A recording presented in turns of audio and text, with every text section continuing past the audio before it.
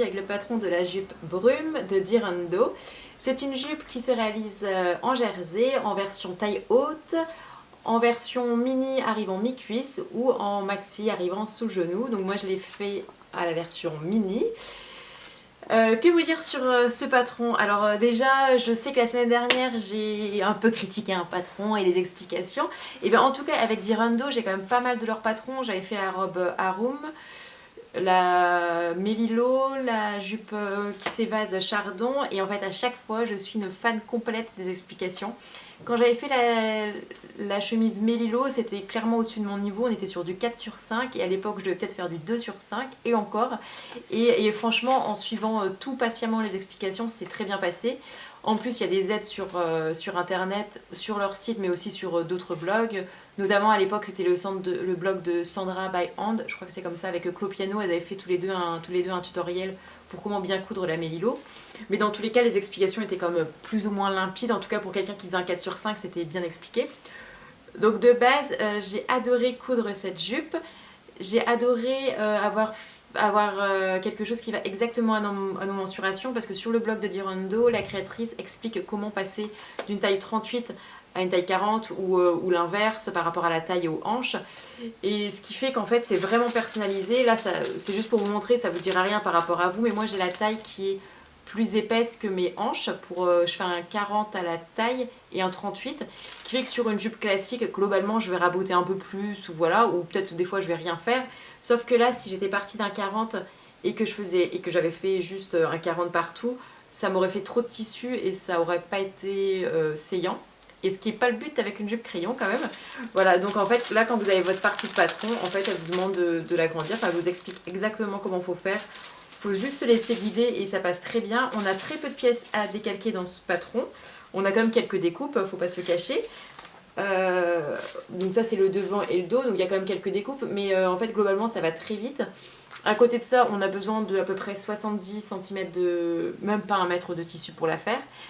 Donc ça c'est extrêmement bien. Au niveau du tissu, il est préconisé d'avoir un tissu d'au moins 40% d'élasticité avec un jersey de poids moyen. Et c'est là où j'ai fait l'erreur pour cette jupe, c'est que j'ai pris un jersey qui était plus moyen faible que vraiment moyen, ce qui fait que je trouve qu'il marque trop mes défauts, étant donné que mon petit bidon est là. C'est pas forcément facile à assumer.